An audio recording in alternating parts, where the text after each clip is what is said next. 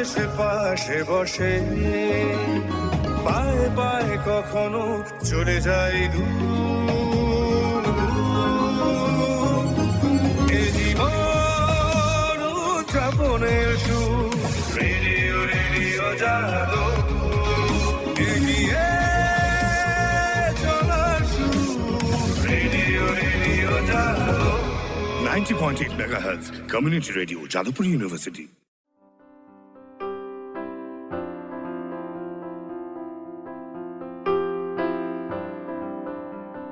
আপনারা শুনছেন community radio JU 90.8 megahertz. এখন শুনবেন নারীবাদী সংগঠন স্বয়ং আয়োজিত একটি অনুষ্ঠানের অংশবিশেষ। প্রতি বছর 25শে নভেম্বর international day for elimination of violence against women এবং 10ই ডিসেম্বর হিউম্যান রাইটস ডে পালন করা হয়।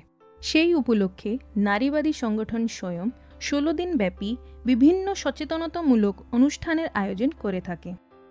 16 দিন ধরে এই ইন্টারন্যাশনাল অ্যাওয়ারনেস প্রোগ্রামের মূল উদ্দেশ্য হচ্ছে to stop violence against women and girls.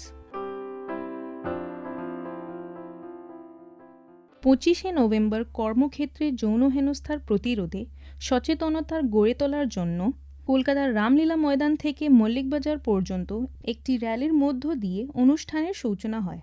এছাড়াও আরও উল্লেখযোগ্য সচেতনতামূলক অনুষ্ঠানের মধ্যে ছিল street corner on anti dowry, press meet on 10 years of sexual harassment of women at Workplace Act 2013, celebration of Asian Women's Day for Peace, Democracy, Justice and Human Rights, panel discussion on intersectional feminism, changing times and changing values, wall mural on prevention of sexual harassment at workplace এবং gender মেলা।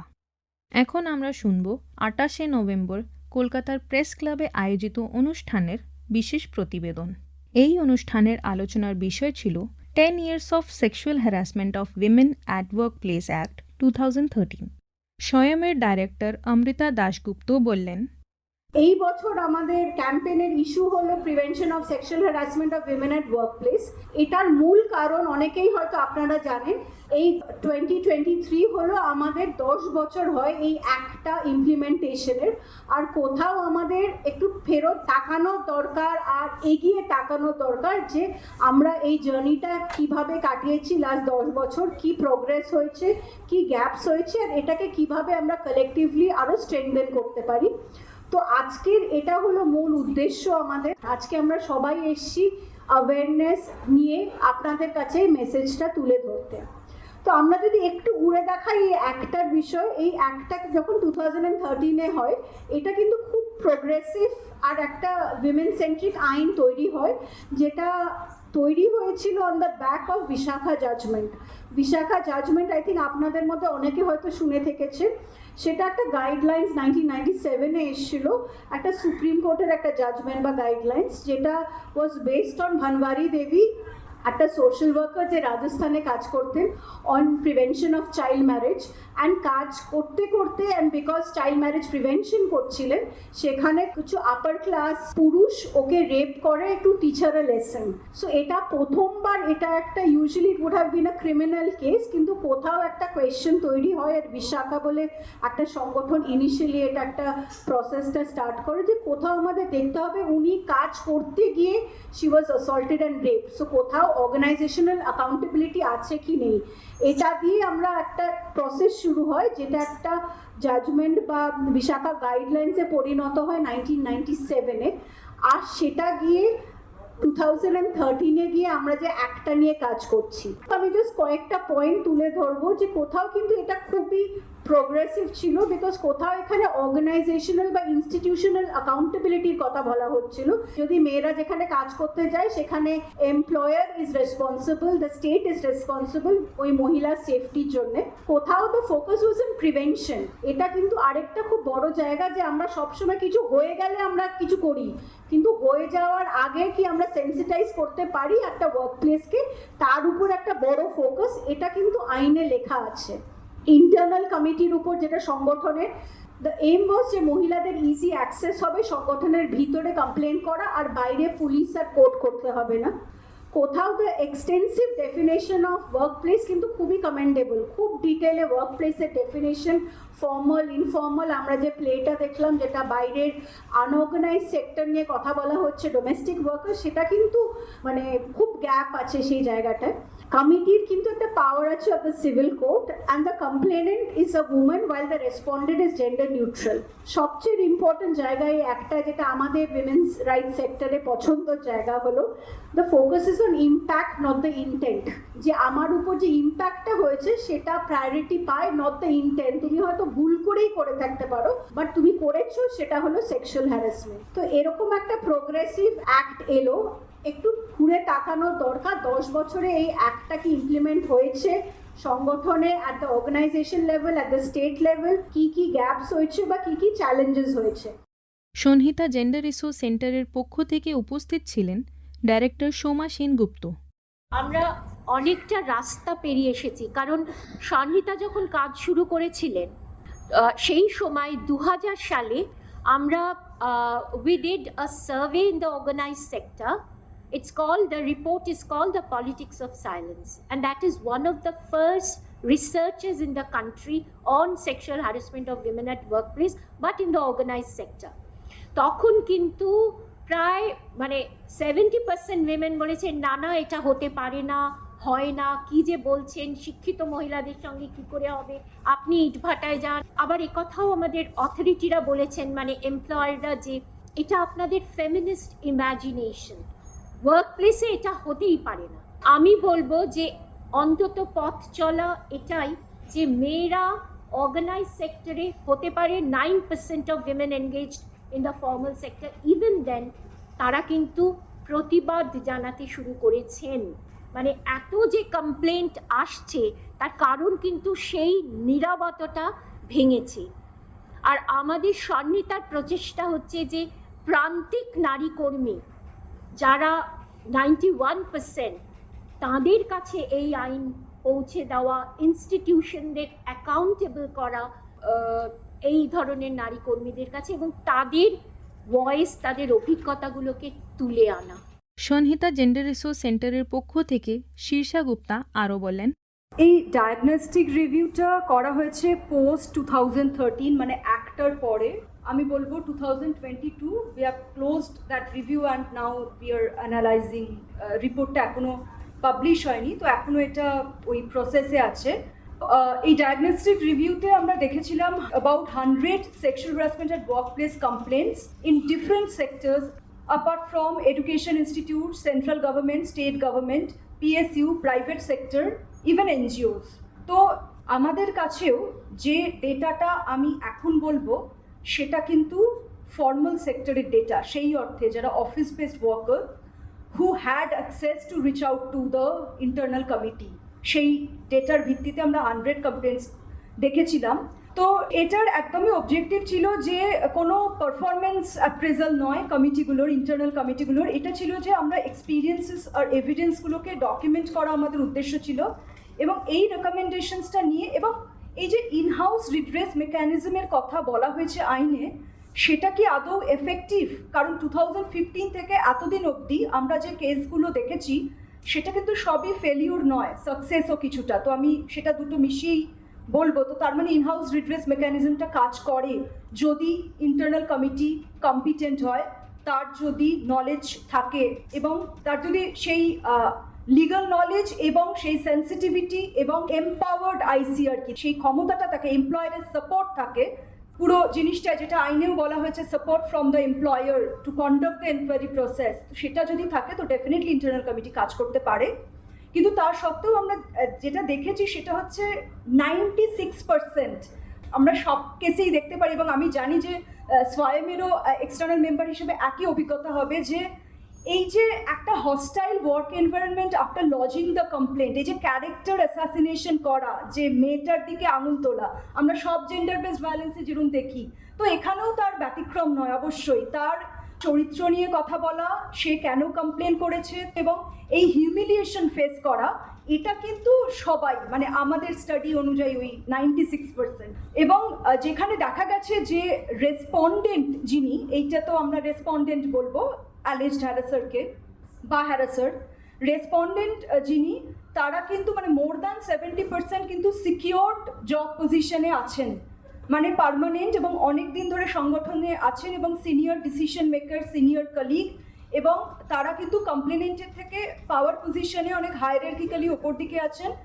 হ্যাঁ, কিছুটা পাওয়া গেছে যেখানে একই পজিশনে কাজ করেন বা জুনিয়র ইন র্যাঙ্ক, সেটাও কিন্তু রেসপন্ডেন্ট পাওয়া গেছে, কিন্তু সেটা খুবই সামান্য। মোর দ্যান 70% হচ্ছে যে হায়ারার্কিক্যালি ওপর দিকে আছেন। আর একটা যেটা সমস্যার জায়গা আমরা দেখেছি যে ইন্টারনাল কমিটিতে সবসময় করে দেওয়া হয় যে একটা কমিটি যেখানে একদম আইন মেনেই করা হয়, সিনিয়র ওমেন প্রিসাইডিং অফিসার, কিন্তু যখনই রেসপন্ডেন্ট পাওয়ারফুল পজিশনে তখন সেই কেস হ্যান্ডলিংয়ের সমস্যা হয়। মানে আমি একটা খুব পাওয়ারফুল পজিশনে আমি রেসপন্ডেন্ট, তাহলে কিন্তু প্রিসাইডিং অফিসারকে সে এনকোয়ারিটা হ্যান্ডেল করছে, সেই কনফিডেন্সটা আমরা কিন্তু দেখেছি যে হয় না। আর ভিক্টিমাইজেশন তো আছেই, মানে কমপ্লেন করার পরে আর এক ধরনের হ্যারাসমেন্ট। এরা সবাই কিন্তু ফর্মাল সেক্টরের উইমেন আর কি, মানে অবশ্যই এমন নয় যে তারা কন্ট্রাকচুয়াল পজিশনেও কাজ করছেন, এমন নয় যে তারা সবাই পার্মানেন্ট, কিন্তু ফর্মাল সেক্টরেও মার্জিনে আছেন এমন মহিলাও কিন্তু আছেন। তো ফলে এইটা কিন্তু একটা সমস্যার জায়গা। আর একটা বড় সমস্যার জায়গা, ইন্টারনাল কমিটির ওই এফেক্টিভভাবে কাজ করতে পারে না বলে অনেক জায়গায় সেটা অনেক রকম সমস্যা হতে পারে। সেখানে যেটা হয় যে লেন্দি প্রসেস, এই যে টাইম বাউন্ড ম্যানারে এটা শেষ করতে হবে within 90 days as per the law, as per the act, কিন্তু সেটা হয় না। তো এটাকে লেন্দি করে প্রচুর টেনে নিয়ে যাওয়া হয়, এমনও দেখা গেছে 2 বছর চলে গেছে ইন্টারনাল কমিটিতে সে ঘুরছে কিছুই হচ্ছে না, এবং তারপরে এটা এন্ড আপ হচ্ছে কোথায় গিয়ে, সে সব রকম ইনস্টিটিউশনের কাছে তার ঘোরা হয়ে গেছে। মানে তাকে উইমেন্স কমিশনে জানাতে হয়েছে, কেউ সিএমও পোর্টালে জানাচ্ছেন, কোর্টে তো যাচ্ছেই, মানে আইসির ইনএফেক্টিভ, এটার জন্য সবাইকে অন্যান্য জায়গায় যেতে হচ্ছে। তো অন্য ইনস্টিটিউশনের ইনভলভমেন্টটা, পুলিশের কাছে তো কমপ্লেন্ট হচ্ছেই। তো ফলে এই জিনিসটা কিন্তু আছে এবং এটা কিন্তু ওই 90 days মধ্যে মিটছে না। তো এইটা হচ্ছে যদি আমি খারাপ দিকটা বলি। আর ভালো দিকটা ডেফিনেটলি যদি আউটকাম বলি, তাহলে আউটকামে কিন্তু আমি যে 100 কমপ্লেন্টের মধ্যে কিন্তু এরমও আছে যে টার্মিনেটেড ফ্রম দ্য সার্ভিস রেসপন্ডেন্টকে, সেটা কিন্তু হয়েছে 8% আমি বলবো আমাদের স্টাডি অনুযায়ী। 6%-এর ডিমোশন হয়েছে, ইনক্রিমেন্ট উইথহেল্ড করা হয়েছে 4%-এর। এই পার্সেন্টেজগুলো খুব কম কিন্তু হয়েছে, এমন নয় যে হয়নি। মাইনর পানিশমেন্ট যেরকম ওয়ার্নিং বা অ্যাপোলজির ক্ষেত্রে সেটা 10%। এবং আরেকটা ইন্টারেস্টিং জিনিস হচ্ছে 22% হচ্ছে আমরা জানি না। আমরা কেন, কমপ্লেনেন্ট নিজেও জানেন না যে আদৌ রেসপন্ডেন্টের কোনো পানিশমেন্ট হলো কিনা বা তার এগেনস্টে কোনো অ্যাকশন নেওয়া হলো কিনা, সেটা কমপ্লেনেন্টও জানেন না। যেখানে কেস এস্টাবলিশড, যেখানে নট এস্টাবলিশড সেখানেও সে হয়তো এনকোয়ারি রিপোর্টই পায়নি। তো ওই জায়গাগুলো আছে। আর আউটকাম অফ দ্য কমপ্লেনেন্ট যদি আমি বলি যে কমপ্লেনেন্টের কি, আমাদের স্টাডিতেই আমরা দেখেছি 12% কিন্তু চাকরি তাদের চলে গেছে, মানে টার্মিনেশনই বলবো, সেটা চলে গেছে। 16%-কে ট্রান্সফার করে দেওয়া হয়েছে অন্য জায়গায়। এবার সেটার মধ্যেও অনেক ব্যাপার আছে যে এরম নয় যে আমি ট্রান্সফারটা চাইছি, আমার ভালো হলো, আমার এখানে হ্যারাসমেন্ট হচ্ছিল, আমি অন্য জায়গায় চলে গেলাম। সব ট্রান্সফার তো এরমভাবে হয় না। ট্রান্সফার এমনও হয় যে আমার পানিশমেন্ট ওটাই যে আমি কমপ্লেন্ট করেছি এবং এখানে রেসপন্ডেন্টের সাথে আচ্ছা এর ঝামেলা, তো একে তাহলে পাঠিয়ে দিলাম আর কি অন্য জায়গায়। আবার 26%-এ আমরা দেখেছি যে নো চেঞ্জ, তার কোনো চেঞ্জ হয়নি, সে যেমন কাজ করছিলেন তিনি সেরকম কাজ করছেন। ক্যালকাটা হাইকোর্টের সিনিয়র অ্যাডভোকেট দেবাশিস ব্যানার্জি। বিশাখা 1997-এর জাজমেন্ট, যেখানে প্রথমবার এটা বলা হলো যে সেক্সুয়াল হ্যারাসমেন্ট অ্যাট ওয়ার্কপ্লেস নিয়ে কোনো আইন ভারতবর্ষে নেই, তাই জন্য সিডও, ইন্টারন্যাশনাল কোভেনেন্টস এবং আমাদের কনস্টিটিউশনের ফান্ডামেন্টাল রাইটস, ডাইরেক্টিভ প্রিন্সিপালস, এইগুলোকে কনসিডার করে এই লুপহোলটাকে ভরার চেষ্টা করা হলো যে কোনো সেক্সুয়াল হ্যারাসমেন্ট অ্যাট ওয়ার্কপ্লেসের যদি কোনো কেস হয় তাহলে সেটা কিভাবে প্রসিড করবে, কারা সেটার অথরিটি হবে, কিভাবে এনকোয়ারি হবে এবং কি তার পানিশমেন্ট হতে পারে। 1997-এ বিশাখা জাজমেন্টের ইমপ্লিমেন্টেশন চেয়ে 2012-13-তে মেধা কোটওয়াল লেলের জাজমেন্ট সুপ্রিম কোর্টের, আবার সেখানে জাজমেন্ট হচ্ছে বিশাখার জাজমেন্টটা ইমপ্লিমেন্টেশন হয়নি বলে বিভিন্ন রকম গাইডলাইন্স দেওয়া, বিভিন্ন রকম ডাইরেকশনস দেওয়া গভর্নমেন্টকে। এবং সেখানে একটা বড় যেটা হাইলাইটেড ছিল যে constitution of the internal complaints committee, যেটা অনেক জায়গায় হয়নি, সেটা মেধা কোটওয়াল লেলের জাজমেন্টে হাইলাইটেড হলো। সুপ্রিম কোর্ট আবার বললো যে তোমরা বিশাখার জাজমেন্টটাকে স্ট্রিক্টলি ইমপ্লিমেন্ট করো। তার ঠিক কিছুদিন পরে আমাদের এই যে 2013 পশ অ্যাক্ট এবং তারপর রুলস, সেটার ইমপ্লিমেন্টেশন মোস্ট প্রবাবলি নভেম্বর 2013 থেকে the act has been implemented in the country. এবার 10 বছর হয়ে গেছে আইনটার, তার ইমপ্লিমেন্টেশনের জায়গা আজকে কি দাঁড়িয়েছে সেটা একটা জাজমেন্টে বলা যাবে, সেটা হচ্ছে অরেলিয়ানো ফার্নান্ডেস, মে 2023। এখানে সুপ্রিম কোর্ট এমন একটা কেস ডিল করলো যেখানে 2009 সালের কমপ্লেন, আপনারা শুধু জাস্ট টাইম লাইন নোটিস করবেন, 2009 সালের কমপ্লেন, 2009 সালের আইসিসি রিপোর্ট, 2009 সালের ডিসমিসাল, সেইটার অ্যাপিল, সেখান থেকে হাইকোর্ট, সেখান থেকে 2014 সালে সুপ্রিম কোর্ট, এবং এটা ফাইনালি ডিসাইডেড হলো 2023 সালে। তাহলে 2009 সালের একটা আইসিসি রিপোর্টের ফাইনাল আউটকাম পাচ্ছি আমরা 2023 সালে। সুপ্রিম কোর্ট কি বললো? The ICC procedure has severe lapses, ICC রিপোর্টটাকে বাতিল করে আবার ডিনোভো এনকোয়ারি। হ্যাঁ, এই টাইম লাইনটাকে একটু বুঝতে হবে। এবং সেইখানে সুপ্রিম কোর্ট বলছে there are serious lapses in the enforcement of the act even after such a long passage of time। এবং সেখানেই সুপ্রিম কোর্ট হাইলাইট করলো একটা ন্যাশনাল নিউজ পেপারের রিপোর্ট, যেখানে বলা হচ্ছে 30টি ন্যাশনাল স্পোর্টস ফেডারেশনের মধ্যে 16টাতে আইসিসি নেই, যেখানে আইসিসি আছে তার কম্পোজিশন ফল্টি, বা সেখানে হয়তো এক্সটার্নাল যে মেম্বার থাকার কথা সেটা নেই, যেটা স্ট্যাটিউটে বলা আছে। তো সেইটাকে কনসিডার করে সুপ্রিম কোর্ট কিন্তু ওয়ে ফরওয়ার্ড, যেটা আমাদের আজকের মূল বিষয়, যে হ্যাঁ ঠিক আছে ল্যাপসেস আছে, আনঅর্গানাইজড ক্ষেত্রে তো আছেই, অর্গানাইজড ক্ষেত্রে কি আছে, মানে গভর্নমেন্ট পিএসইউ যেগুলো গভর্নমেন্ট কন্ট্রোল অর্গানাইজেশন, সেখানের ইমপ্লিমেন্টেশনের জায়গাটা দেখুন 2023 সালে সুপ্রিম কোর্টের এই জাজমেন্টে হাইলাইটেড যে there are severe lapses in the process of implementation of the act. তার জন্য কতগুলো ডাইরেকশন দিয়ে দিল সুপ্রিম কোর্ট। সেখানে আবার বলা হলো স্টেট গভর্নমেন্ট এবং সেন্ট্রাল গভর্নমেন্টকে দে শুড আন্ডারটেক, একটা ফ্যাক্ট ফাইন্ডিং করতে হবে যে কোথায় কোথায় আইসি গঠন হয়নি, সেই গভর্নমেন্ট ডিপার্টমেন্ট, সেই পিএসইউ, সেই গভর্নমেন্ট কন্ট্রোল অর্গানাইজেশনগুলোতে যেন immediately on a time based module আইসির গঠন হয়। এবং এইখানে এই কেসটাতে যেগুলো ল্যাপসেস আছে আইসির পার্টে এবং ম্যানেজমেন্টের পার্টে এবং এমপ্লয়ারের পার্টে, সেইগুলোকে হাইলাইট করে এটাও সুপ্রিম কোর্ট বলছে যে শুধুমাত্র অ্যাক্টের ইমপ্লিমেন্টেশনটা কিন্তু একটা আইসি গঠন করে দিলাম তাহলেই হবে না। এই অ্যাক্টের সঠিক ইমপ্লিমেন্টেশন হবে যখন the person complaining, the aggrieved woman আর আইসির মেম্বাররা এই প্রসিডিওরগুলো যেন ভালো করে জানেন। আইসি যদি প্রসিডিওর না জানে, তাহলে আইসি গঠন হয়ে এক কম্পোজিশন একদম মানে স্ট্যাটিউটারিলি 100% কমপ্লাইড, তাহলে কিন্তু অ্যাক্টের ইমপ্লিমেন্টেশন হবে না যদি না এই প্রসিডিওরাল পার্টটা আইসি মেম্বাররা জানেন কি করে প্রসিড করতে হয় একটা এনকোয়ারিতে। আজকের দিনেও 2023-এ গিয়ে ভীষণ টেকনিক্যাল, হাইপার টেকনিক্যাল বিষয়, কিন্তু আজকের দিনেও সুপ্রিম কোর্টকে ক্ল্যারিফাই করতে হচ্ছে যে ICC enquiry report is not a nature of preliminary report. ICC inquiry report is a report of inquiry which is equivalent to a disciplinary proceedings inquiry report। হ্যাঁ, এবং তারপরে আইসি রিপোর্টের ওপর বেস করে আবার আরেকটা ডিসিপ্লিনারি এনকোয়ারি হবে না, সেটা আজকের দিনে ক্ল্যারিফাই করতে হচ্ছে। কিন্তু ম্যানেজমেন্ট আর আইসি মেম্বাররা যদি এটা না জানেন, তাহলে কিন্তু শুধুমাত্র কনস্টিটিউশন অফ আইসি দিয়ে এই অ্যাক্টের ইমপ্লিমেন্টেশন করা যাবে না। তাহলে তাদেরকে শেখাবে কে? সেখানে কিন্তু সুপ্রিম কোর্ট বলছে যে নালসা মানে ন্যাশনাল লিগাল সার্ভিসেস অথরিটি এবং স্টেট লিগাল সার্ভিসেস অথরিটি যেগুলো আছে, তাদেরকে একটা ট্রেনিং মডিউল তৈরি করতে হবে এবং এই ট্রেনিং মডিউলটা তাদেরকে ডিসেমিনেট করতে হবে to all the departments, concern departments. একইভাবে বার কাউন্সিল, মেডিকেল কাউন্সিল এদেরকেও ডিরেকশন দিচ্ছে যে তোমরা এই অ্যাক্টের ইমপ্লিমেন্টেশনের জন্য you train, you educate IC members, the staffs. তো দুটো পার্ট খুব এই জাজমেন্টে হাইলাইটেড। অরেলিয়ানো ফার্নান্ডেস, এটা মে 2023-এর judgement, civil appeal number 2482 of 2014, justice Bopanna, justice Hima Kohli division বেঞ্চের জাজমেন্ট। আপনারা গুগল সার্চ করলেই পেয়ে যাবেন। ভীষণ সেলিব্রেটেড এখন এই জাজমেন্টটা, যেখানে স্ট্রিক্ট একটা কমপ্লায়েন্সের কথা বলা হচ্ছে এবং এই যে মানে অ্যাওয়ারনেসের পার্টটার জন্য একটা নালসাকে এবং সালসাদেরকে ডিরেকশন দেওয়া হচ্ছে। তো ওয়ে ফরওয়ার্ড যদি আমি জানি না আনঅর্গানাইজড ক্ষেত্রে এই অ্যাক্টের ইমপ্লিমেন্টেশন আরও কবে হবে, আমরা নিশ্চয়ই আশা রাখবো যে সেটা খুব তাড়াতাড়ি হবে। কিন্তু অর্গানাইজড ক্ষেত্রে এই অ্যাক্টের ইমপ্লিমেন্টেশনের জন্য এই জাজমেন্টের স্ট্রিক্ট ইমপ্লিমেন্টেশনটাও আবার দরকার। মানে অ্যাক্টের ইমপ্লিমেন্টেশনের জন্য এই জাজমেন্টের স্ট্রিক্ট ইমপ্লিমেন্টেশনটাও দরকার। 10 বছরে আমি বলবো না একেবারেই ইটস আ ফেলিয়ার। এই যে এতগুলো কেস কমপ্লেন হচ্ছে, অ্যাওয়ারনেসের অভাব একটা আছে, তাই জন্য কমপ্লেন হয়তো কম হচ্ছে তুলনামূলকভাবে। এবং আমি যেটা স্ট্রেস করব যে আইসি মেম্বাররা মানে ইন্টারনাল কমপ্লেন্টস কমিটির মেম্বাররা যদি এই প্রসিডিওরে এডুকেটেড না হয়, তাহলে প্রসিডিওরাল ল্যাপসের জন্য কিন্তু আলটিমেটলি সাফার করবে এগ্রিভড ওম্যান যিনি কমপ্লেনটা করছে। তো তারপরে মানে সেই কোর্ট ঘুরে ঘুরে সুপ্রিম কোর্টে গিয়ে মানে প্রায় 2009 থেকে 2023 মানে একটা বহু বছর পেরিয়ে যদি এই আইসি রিপোর্টটা কোর্টে নস্যাৎ করে দেয়, আবার ডিনোভো এনকোয়ারি হয়, তাহলে ওই কমপ্লেনের আর কোনো ভ্যালু থাকে না। এই জায়গাটা আমি স্ট্রেস করব যে আপনারা educate the IC members about the procedures.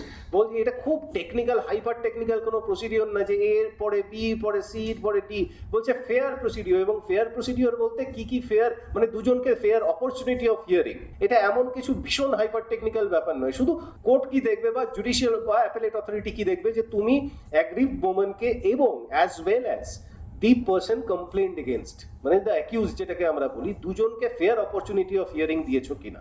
তো এই ফেয়ার অপরচুনিটিটার কি ব্যাখ্যা হতে পারে এই বিষয়ে আইসি মেম্বারদেরকে এডুকেট করতে হবে। এইটা আমার মনে হয় এই অ্যাক্টের ইমপ্লিমেন্টেশনের একটা গুরুত্বপূর্ণ দিক। এতক্ষণ শুনলেন গত 28শে নভেম্বর কলকাতার প্রেস ক্লাবে নারীবাদী সংগঠন স্বয়ং আয়োজিত একটি বিশেষ অনুষ্ঠানের প্রতিবেদন। অনুষ্ঠানটি রেকর্ড করে এনেছেন অনুপমা জানা। কেমন লাগলো অনুষ্ঠানটি ফোন করে জানাতে পারেন। আমাদের ফোন নাম্বার 03324572620 অথবা মেলও করতে পারেন। আমাদের মেল আইডি radioju@gmail.com।